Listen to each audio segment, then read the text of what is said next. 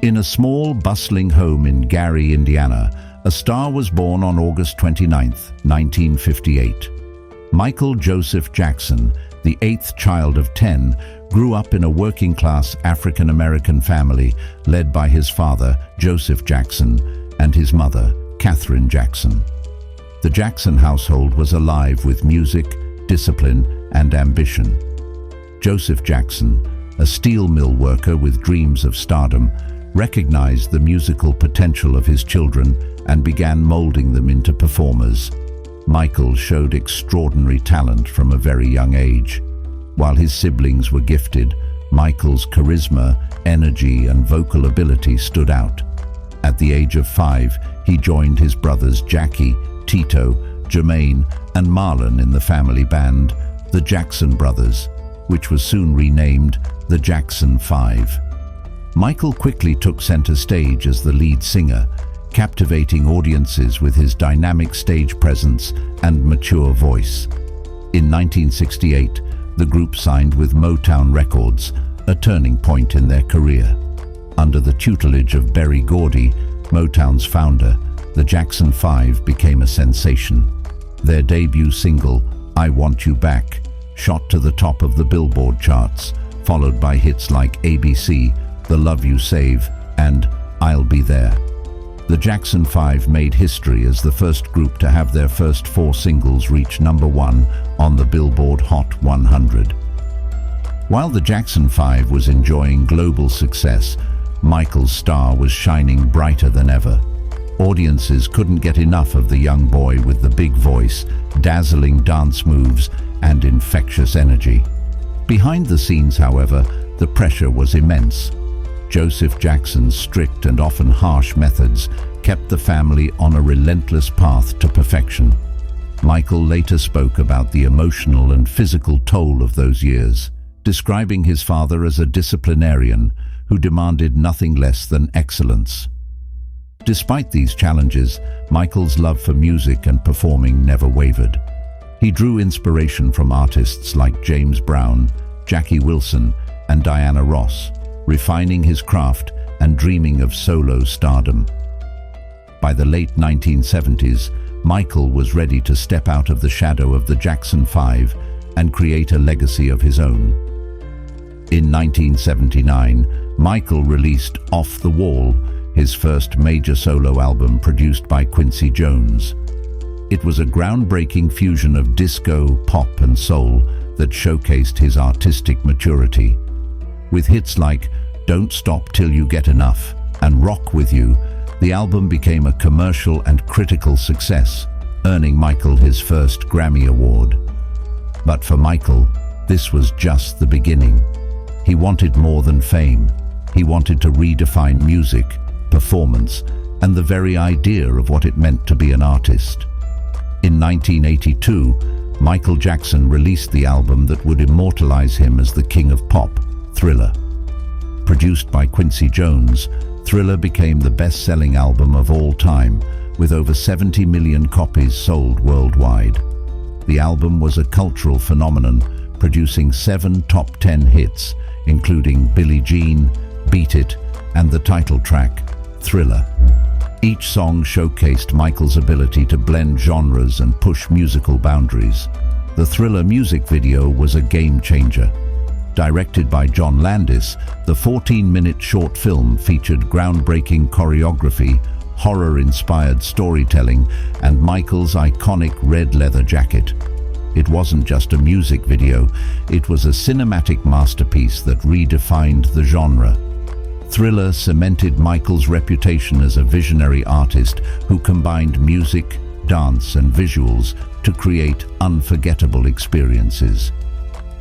In 1983, Michael's legendary performance at the Motown 25 Yesterday, Today, Forever television special further solidified his status as a cultural icon. During the performance of Billie Jean, he unveiled the moonwalk, a dance move that became his signature. Audiences were mesmerized, and the moonwalk became a global phenomenon, inspiring countless imitators. Following Thriller, Michael continued his reign with Bad, 1987, an album that produced hits like Smooth Criminal, Man in the Mirror, and Bad. The accompanying Bad World Tour shattered records, reaching over 4 million fans across 15 countries. Michael's live performances were electrifying, combining intricate choreography, dazzling visuals, and unmatched showmanship. As his fame grew, so did his influence. Michael broke racial barriers on platforms like MTV, becoming the first black artist to achieve massive crossover success. His global appeal transcended race, culture, and language, earning him fans from every corner of the world. Michael's philanthropy was equally remarkable. He donated millions to charities, visited hospitals, and supported humanitarian causes through his Heal the World Foundation. He used his platform to raise awareness about social issues, environmental conservation, and children's rights, often incorporating these themes into his music. Despite his incredible success, Michael faced increasing scrutiny. His physical appearance began to change, leading to speculation and rumors. Diagnosed with vitiligo, a skin condition that causes loss of pigmentation, Michael's appearance became a frequent topic of tabloid gossip. He also underwent multiple plastic surgeries, which he later attributed to insecurities and health issues. By the early 1990s, Michael's personal life was under intense public scrutiny, but his artistry remained unparalleled. His 1991 album, Dangerous, featured hits like Black or White, Remember the Time, and Heal the World. The accompanying music videos were cinematic spectacles that reinforced his reputation as a creative genius. As Michael entered the later years of his career, his life became a mix of triumph and turbulence. The 1990s saw the release of History, Past, Present, and Future, Book 1, 1995, a double album that celebrated his greatest hits while introducing new material like Earth Song and They Don't Care About Us. These tracks reflected Michael's deep concern for social justice and environmental issues, earning him acclaim as a global advocate. However, his personal life continued to attract controversy. Accusations and lawsuits plagued him, tarnishing his public image and taking a toll on his mental health. Despite these challenges, Michael's music and performances remained as powerful as ever. His fans stood by him, drawn to his undeniable talent and the positive message he shared through his work. In 2001, Michael released Invincible, his final studio album. While it didn't achieve the same commercial success as his earlier works, songs like You Rock My World and Butterflies showcased his enduring artistry.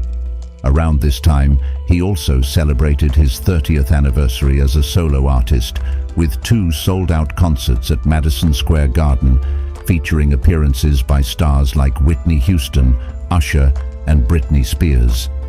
By the mid-2000s, Michael largely retreated from the public eye, focusing on raising his 3 children, Prince, Paris, and Blanket. In 2009, he announced his comeback tour, This Is It, a series of 50 concerts in London. Fans around the world were ecstatic, eagerly anticipating the return of the King of Pop.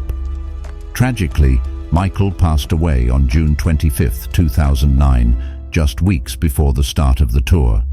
His death was caused by cardiac arrest, linked to the misuse of prescribed medication. The news shocked the world, and millions mourned the loss of a cultural icon. Michael's legacy, however, endures. His music, dance moves, and groundbreaking artistry continue to inspire new generations of artists. With over 400 million records sold, Michael remains one of the best-selling artists of all time. His influence can be seen in countless performers, from Beyoncé to Justin Timberlake, and his message of love, unity, and social responsibility remains as relevant as ever. Michael Jackson wasn't just the king of pop. He was a pioneer, a philanthropist, and a symbol of creativity without limits. From his humble beginnings in Gary, Indiana, to the global stage, Michael's life was a testament to the power of talent, hard work, and imagination. Though he is no longer with us, his music lives on, reminding us that legends never die.